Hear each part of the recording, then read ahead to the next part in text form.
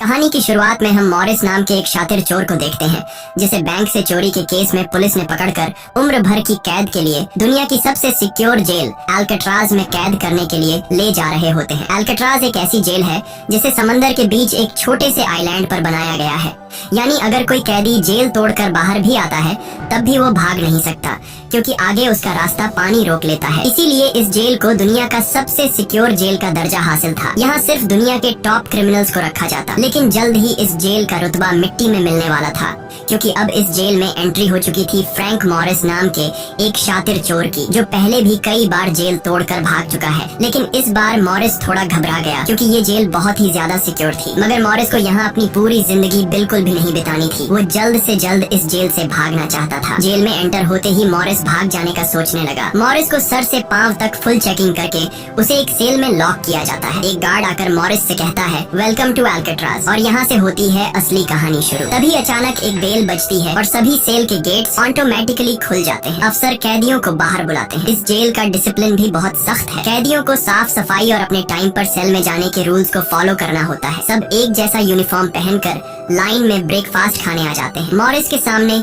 Litmus नाम का एक कैदी होता है। मॉरिस पूछता है कि मुझे तो कांटा ही नहीं मिला, अब मैं नूडल्स कैसे खाऊंगा। लिटमस उसे कहता है, अबे ये तेरा घर नहीं है, जो तुझे मिला है उसे चुपचाप खा ले। तभी वुल्फ नाम का एक खतरनाक कैदी मॉरिस को चिढ़ाने लग जाता है। वुल्फ से जेल में हर एक कैदी तंग था। वो यहाँ हर एक कैदी पर अपनी मनमानी चलाता था और उस पर बलात्कार के ढेर सारे केस भी हैं। इस जेल में एक से बढ़कर एक खतरनाक कैदी रखे जाते हैं। यहाँ लिटमस मॉरिस से थोड़ा खाना मांगता है और इस दौरान मॉरिस उसे अपनी प्लेट दे देता है। जब मॉरिस टेबल के नीचे से देखता है तो उसे पता चलता है कि लिटमस खुद खाना नहीं खा रहा बल्कि वो चूहे को दे रहा है। रात को एक गार्ड मॉरिस को वार्डन के पास लेके जाता है। जब मॉरिस वार्डन के ऑफिस में पहुंचता है तो वार्डन मॉरिस से कहता है कि मैं जानता हूं कि तुम बहुत ही शार्प माइंड हो और बहुत इंटेलिजेंट भी हो, लेकिन वो सब यहाँ किस काम का, क्योंकि तुम्हारे जैसे यहाँ कितने आए और गए पर यहाँ से कोई बच नहीं पाया। यहाँ कैदी बहुत ही स्ट्रिक्ट रूल्स फॉलो करते हैं। 2 महीने में एक बार ही कोई तुमसे मिलने आ सकता है और वो भी तब अगर मेरा मूड अच्छा हो। वार्डन बहुत ही सख्त इंसान है जो जरा सी गलती पर भी कैदियों को बहुत ही स्ट्रिक्ट पनिशमेंट देता है। वार्डन कहता है, यहाँ से भागने का सोचना भी मत, नहीं तो तुम्हारे टुकड़े टुकड़े कर दिए जाएंगे। जिस पर मॉरिस जवाब देता है, नहीं सर, आपके होते हुए यहाँ से कौन भागने का सोच सकता है। लेकिन असल में पहले दिन से ही मॉरिस के दिमाग में यहाँ से भागने की प्लानिंग शुरू हो चुकी थी। इस दौरान मॉरिस मौका देखते ही वार्डन का नेल कटर चुरा लेता है, जो वैसे तो बहुत ही छोटी सी चीज थी, पर मॉरिस को पता था कि अल्काट्राज जैसे जेल में इस छोटे से नेल कटर से भी बहुत बड़ा काम लिया जा सकता है। मॉरिस वापस सेल में आते ही इस नेल कटर को बाइबल में छुपा देता है। अगले दिन बाथरूम में वुल्फ फिर मॉरिस को परेशान करने लगता है, पर इस बार मॉरिस उसे छोड़ने वाला नहीं था। अब मॉरिस अपना असली रूप दिखाता है और उसे पकड़कर उसकी खूब धुलाई करता है। वुल्फ को पीटने के बाद अब मॉरिस का पूरे जेल में एक अलग रुतबा बन गया। हर कोई मॉरिस से डरने लगा। इसके बाद मॉरिस को लाइब्रेरी में काम दिया जाता है। वहाँ इंग्लिश नाम के एक आदमी से उसकी मुलाकात हो जाती है। वो इस जेल का सीनियर कैदी है। इंग्लिश को भी 2 आदमियों के कत्ल की वजह से उम्र भर की कैद सुनाई गई थी। उसने इस जेल में अपनी आधी जिंदगी गुजार दी थी। वो इस जेल के चप्पे चप्पे से वाकिफ है। उसे जेल की हर बात की खबर रहती है। उसे यह भी पता होता है कि आज सुबह मॉरिस और वुल्फ की लड़ाई हुई थी। वो मॉरिस को कुछ किताबें देता है जिन्हें मॉरिस को हर एक कैदी के सेल में पहुंचाना होता है। अगले सीन में खुले जगह को दिखाते हैं जहां कैदी कोई न कोई गेम खेल रहे होते हैं। तभी वो डॉक नाम का एक आर्टिस्ट से मिलता है जो खुद की पेंटिंग बना रहा होता है। डॉक एकदम सीधा साधा और डिसेंट इंसान है जो कई सालों से यहाँ सजा काट रहा है। उसे पेंटिंग करने का बहुत ही शौक था और अपना ज्यादातर वक्त वो पेंटिंग में ही लगाता। डॉक का कहना था कि अल्काट्राज जैसी जेल में कोई भी पागल हो सकता है, पर उसकी पेंटिंग की वजह से अब तक उसका दिमाग नॉर्मली चल रहा है। मॉरिस डॉक से पूछता है कि इस पेंटिंग में ये फूल क्यों बना के रखा हुआ है, तुम्हारी शर्ट में ऐसा तो कुछ नहीं। डॉक कहता है कि यह मेरी खुशी है जो सिर्फ पेंटिंग में है, मेरे मन में नहीं। उसके बाद मॉरिस जब अपने दाएं तरफ देखता है तो उसे ऊपर इंग्लिश दिखाई देता है। मॉरिस इंग्लिश की तरफ जाता है। जब मॉरिस उसके करीब जाता है तो उसके चेले मॉरिस को रोक देते हैं। तब इंग्लिश इशारा करता है कि अपना ही आदमी है, आने दो। मॉरिस उसके पास जाकर बैठ जाता है और तुरंत अपने दिल की बात छेड़ देता है। मॉरिस उससे कहता है कि यहाँ से बचने में आप मेरी मदद करेंगे। ये बात सुनकर इंग्लिश तो हंस पड़ता है। देखो बेटा, ये महज सिर्फ जेल नहीं है, ये हम सबकी कब्र है। यहाँ से निकलना है तो पहले हमें मरना पड़ेगा, तब जाके हमारी डेड बॉडी यहाँ से कब्रिस्तान तक पहुँच पाएगी। चलो मान भी लो कि तुम इन बड़ी दीवारों पर चढ़ भी गए और उसके बाद खतरनाक फोर्सेस को क्रॉस भी कर लिया और किसी जादुई शक्ति से तुम यहाँ के सैकड़ों गार्ड से बचकर जेल से बाहर भी निकल जाओ, तब भी यहाँ से भाग नहीं पाओगे क्योंकि आगे तुम्हारा रास्ता समुंदर रोक लेगा। इसलिए टाइम बर्बाद मत करो और चुपचाप सजा काट लो, कम से कम जिंदा तो बचे रहोगे। लेकिन मॉरिस अपने इरादे का पक्का था। वो हर हाल में इस जेल से भागना चाहता था। उस रात एक अफसर मॉरिस को बताता है कि तुम्हें कल से कारपेंट्री का काम दिया गया है। 1 घंटे का 50 सेंट्स दिहाड़ी भी दी जाएगी। मॉरिस फौरन इस काम के लिए राजी हुआ क्योंकि उसे लगा कि वहाँ उसे कोई ऐसा औजार मिल सकता है जिससे उसके भागने में काम आ सकता है। अगले दिन मॉरिस लिटमस से यहाँ से बचने का रास्ता पूछता है। लिटमस कहता है, अरे ये तो बहुत ही आसान है, हर सेल में एक एयर वेंट होता है, उसके जरिए तुम छत पर पहुँच सकते हो, वहाँ से शायद तुम बच पाओ। और मॉरिस की बातों पर मुस्कुराते हुए वहाँ से चला जाता है। तब डॉक मॉरिस को खबरदार कर देता है कि वुल्फ तुम्हारी तरफ आ रहा है। तभी वुल्फ मॉरिस पर चाकू से वार करने आता है। मॉरिस अपना कोट हाथ में लपेट कर उसके साथ लड़ने लग जाता है। इतने में एक गार्ड उसे रोकने आता है तो वुल्फ गार्ड पर भी चाकू से वार कर देता है। अब मामला बिगड़ जाता है और वॉच टावर का गार्ड शूट करने लगता है। तब जाकर मॉरिस और वुल्फ लड़ना बंद करते हैं। मॉरिस को पता नहीं था कि वॉच टावर पर भी एक गार्ड है। वो अब एक एक करके इस जेल की हर बात को नोटिस करने लग जाता है। मॉरिस और वुल्फ को गार्ड्स डी ब्लॉक में ले जाते हैं, जहाँ रात भर कैदियों को अंधेरे में रखकर टॉर्चर किया जाता है। ये एक ऐसा सेल था जहाँ कोई भी कैदी नहीं जाना चाहता था। जाने से पहले वुल्फ मॉरिस को धमकाता है कि बेटा तेरी मौत तो मेरे हाथों होगी। उस रात मॉरिस को तरह तरह के टॉर्चर्स सहने पड़ जाते हैं, जिससे उसकी हालत काफी खराब हो जाती है। 2 हफ्ते तक इस अंधेरे वाले सेल में रहने के बाद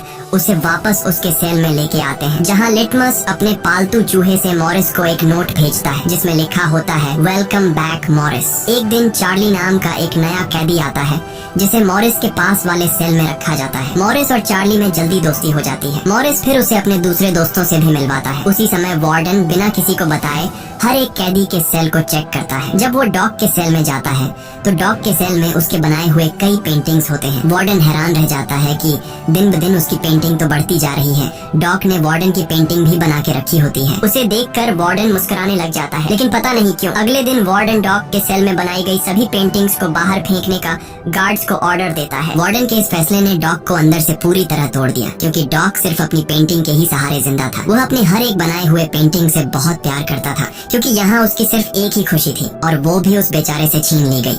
मॉरिस उसे समझाता है कि कोई बात नहीं, वो सिर्फ पेंटिंग ही तो थी, तुम और भी बना सकते हो। लेकिन डॉग इस सदमे से बाहर नहीं आ पा रहा था। अगले दिन उसे देखकर मॉरिस गार्ड से कहता है कि प्लीज डॉग पर नजर रखिए, वो बहुत ही परेशान दिख रहा है, कहीं वो खुद को नुकसान न पहुंचा ले। फिर गार्ड मॉरिस को कहता है, तुम अपने काम से काम रखो। डॉग को भी मॉरिस के साथ कारपेंटर का काम दिया जाता है। तभी डॉग छुपकर मॉरिस की जेब में कुछ रख देता है। उसके बाद वो एक गार्ड को बुलाता है और कारपेंटरी के लिए दी गई कुल्हाड़ी से अपनी 3 उंगलियां काट लेता है और कहता है कि जिन उंगलियों से मैं पेंट नहीं कर सकता उनकी मुझे जरूरत नहीं है। यह कहकर वो चिल्लाने लग जाता है। तब गार्ड उसे पकड़ कर ले जाते हैं। मॉरिस देखता है कि डॉग ने उसके कोट में वही फूल डाल दिया है जिससे उसने अपनी पेंटिंग बनाई थी। शायद वो मॉरिस को बताना चाहता है कि इन लोगों ने मेरी खुशी मुझसे छीन ली। मॉरिस डॉग की कटी हुई उंगलियां उठाकर एक डिब्बे में डालता है और गार्ड को देखकर कहता है कि जाओ अपने वार्डन को दे दो, वो इसे देखकर बहुत खुश होगा। अगले दिन मॉरिस अपने सेल में बैठा होता है। तभी वो देखता है कि एक कॉकरोच एयर वेंट के अंदर जा रहा है, जिससे उसे अंदाजा हो जाता है कि यहाँ से बाहर जाने का कोई रास्ता जरूर होगा। इतने में इंग्लिश आकर बताता है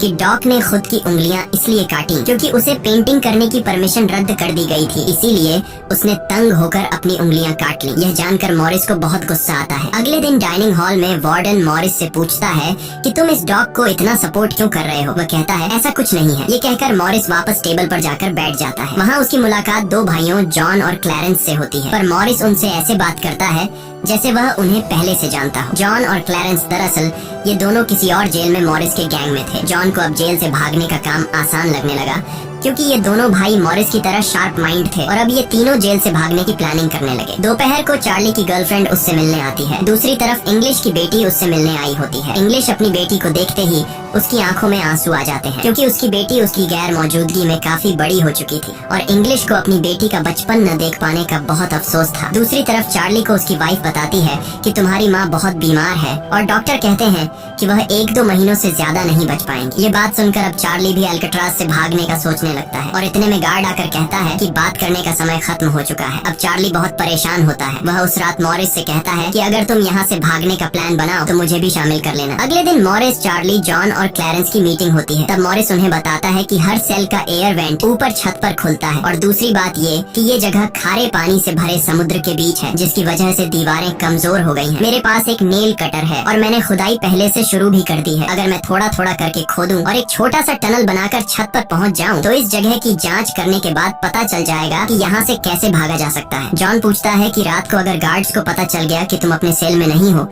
तो उन्हें शक नहीं होगा क्या? तभी क्लैरेंस बताता है कि इस मसले का हल मेरे पास है। वो कहता है कि यहाँ मेरे पहचान का एक बार्बर है जो कैदियों के बाल काटता है। वह हमें बाल सप्लाई कर सकता है और उसे यूज करके हम एक डमी हेड बनाकर उसे बेड पर लिटा देंगे, जिसके बाद अगर हम दीवार की सुरंग से निकलकर ऊपर छत पर भी होंगे तब गार्ड्स को शक नहीं होगा, क्योंकि हमारे सेल के बेड पर नकली सिर रखे होंगे। पर बात अभी भी वहीं अटकी हुई थी कि जेल से तो निकल जाएंगे, लेकिन समुद्र का पानी कैसे पार करेंगे? मॉरिस जॉन से कहता है, देखो इसमें मुझे तुम्हारी मदद की जरूरत पड़ेगी। तुम तो क्लोजिंग डिपार्टमेंट में काम करते हो, वहाँ तुम्हें उन पुलिस अफसरों के लिए बनाए गए रेनकोट्स मिल जाएंगे, तो तुम कुछ रेनकोट्स चुरा कर मुझे दे देना। हम उससे एक ट्यूब बोट और लाइफ जैकेट बनाकर समुद्र को पार कर सकते हैं। यहाँ चार्ली कहता है, भाई मुझे भी कोई काम दो, मैं भी तुम लोगों की मदद करना चाहता हूँ। मॉरिस चार्ली से कहता है कि जब मैं वेंटिलेशन की जाली खोदूं तो तुम पहरा देना ताकि कोई गार्ड हमें देख न ले, और जब तुम खोदोगे तब मैं पहरा दूंगा। मॉरिस का प्लान सभी को पसंद आता है और उसी रात में काम शुरू कर देते हैं, लेकिन दीवार खोदने के लिए नेल कटर बहुत छोटा था, जिसे चलाने में मॉरिस को बहुत जोर लगाना पड़ता और मॉरिस को दीवार खोदने में काफी मुश्किल हो रही थी। उसके हाथ में कहीं छोटे भी आए, लेकिन वो धीरे धीरे उस होल को खोदने लगता है। अगले दिन वो खाने के टेबल पर अपने दोस्तों से कहता है कि मुझे खुदाई के लिए एक बड़े औजार की जरूरत है, नेल कटर से दीवार खुरेदना बहुत मुश्किल हो रहा है। तभी मॉरिस ने अपने हाथ में चम्मच को देखते हुए उसके दिमाग में एक आइडिया आया। वो जानबूझकर चम्मच को अपने जूते पर घिसकर उसे गंदा कर देता है। उसके बाद मॉरिस ने गार्ड को बुलाया और कहा कि ये चम्मच गंदा है, मुझे दूसरा चम्मच दो। बाकी लोगों ने भी गार्ड से उनका चम्मच बदलने की रिक्वेस्ट की। गार्ड को इसमें कोई गड़बड़ नहीं लगी और उसने फौरन चम्मच बदलने की इजाजत दे दी, जिसके बाद वह सीधा टेबल की तरफ बढ़ता है जहाँ एक और सिक्योरिटी गार्ड सीट पर बैठा होता है। पर जैसे ही वह टेबल पर रखे हुए चम्मच बदलने लगता है तो जॉन ने वहाँ मौजूद गार्ड को बातों में उलझा लिया, जिसका फायदा उठाते हुए मॉरिस ने एक के बजाय दो चम्मच उठा लिए और एक को जेब में छुपा कर रख दिया, जिसके बाद वह सीधा अपने सेल में चला जाता है। रात को इंग्लिश उसे बुक देने आता है तो मॉरिस पूछता है कि क्या यहाँ पर वेल्डिंग करने वाला कोई इक्विपमेंट मिलेगा? इंग्लिश समझ जाता है कि मॉरिस के सिर पर अब भी जेल से भाग निकलने का भूत सवार है। वह कहता है कि मैं तुम्हें पहले भी बता चुका हूँ कि तुम्हारी कोशिश बेकार हो जाएगी, क्योंकि तुम पकड़े जाओगे और शायद अपनी जान भी गंवा दोगे। इतने सालों में मुझे कभी भागने का ख्याल नहीं आया, क्योंकि मैं जानता हूँ ये इम्पॉसिबल है, लेकिन तुम जिद्दी हो तो मैं क्या कर सकता हूँ, करो कोशिश। लेकिन मॉरिस को उसकी वार्निंग का कोई फर्क नहीं पड़ता। वह अगले दिन लिटमस से माचिस मांगता है और कहता है कि अगर आप मेरी मदद करेंगे तो मैं आपके चूहे को अपने हिस्से का खाना हर रोज दूंगा। लिटमस खुश होकर ये डील मान जाता है, क्योंकि लिटमस को चूहा बहुत पसंद था। उसी रात लिटमस मॉरिस को अपने माचिस पास कराता है। मॉरिस नेल कटर के एक हैंडल को निकालता है, जिससे वह एक छोटा सा बेलचा बनाने जा रहा होता है। फिर वह चम्मच को तोड़कर नेल कटर की हैंडल से जोड़ लेता है। फिर माचिस चलाकर दोनों को अच्छी तरह से वेल्ड करके एक नुकीला औजार तैयार कर लेता है। बस फिर क्या था, वो वेंट के चारों ओर खुदाई शुरू करता है। चार्ली पहरा देता है। अगर कोई गार्ड उस तरफ आया तो वह तुरंत सीटी मारकर मॉरिस को सिग्नल देगा। पर पहरा देते देते चार्ली की आंख लग जाती है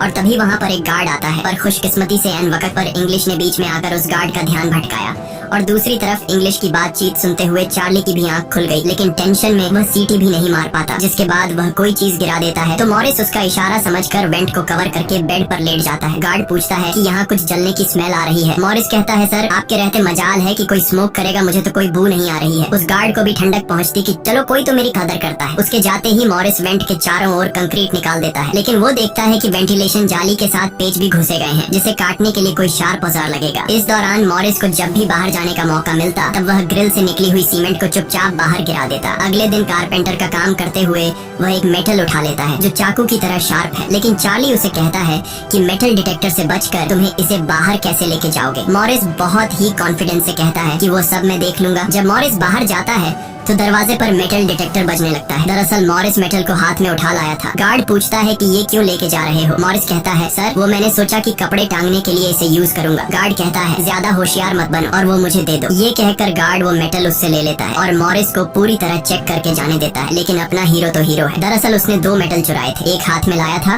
और दूसरा शूज में छुपा के रखा हुआ था। उस शार्प मेटल से वह ग्रिल को काट लेता है। अब बारी आती है गार्ड्स को चकमा देने के लिए नकली सिर बनाने का, जिसके लिए ये चारों अपनी जिम्मेदारी का काम करते हैं। चार्ली गार्ड से थोड़ा पेंट मंगवाता है। वो गार्ड से कहता है कि मुझे आर्ट बनाने का शौक है। गार्ड भी इनकार नहीं करता और पेंट उसको ला कर दे देता है। मॉरिस उस होल से निकाले गए कंक्रीट को पीसकर एक पाउडर बनाता है। जॉन नाई की दुकान से बाल इकट्ठा करके लाता है और क्लैरेंस लाइब्रेरी से पुरानी किताबें इकट्ठा कर लेता है। सारा सामान इकट्ठा होने के बाद मॉरिस पानी और पुराने मैगजीन का इस्तेमाल करके एक डमी सिर बनाने लगता है, जिसके ऊपर पेंट और नकली बाल लगाकर बिल्कुल रियल दिखने वाला एक नकली सिर तैयार कर लेता है। साथ ही साथ मॉरिस ने उसने अपने प्लान को और मजबूत करने के लिए नकली कार्डबोर्ड बनाए, जिससे कोई शक नहीं कर पाएगा कि सामने की दीवार में किसी ने सुरंग बनाई है। एक रात मॉरिस ने अकेले ही ऊपर जाने का फैसला किया, जिसके लिए उसने अपनी बनाई गई नकली खोपड़ी को बेड पर रखा और उसे गर्दन तक कंबल से ढक लिया, जिसके बाद वह नकली कार्डबोर्ड लेकर सुरंग से बाहर निकल आता है। वहाँ मॉरिस पाइप्स को पकड़कर धीरे धीरे ऊपर छत पर चढ़ जाता है। दूसरी तरफ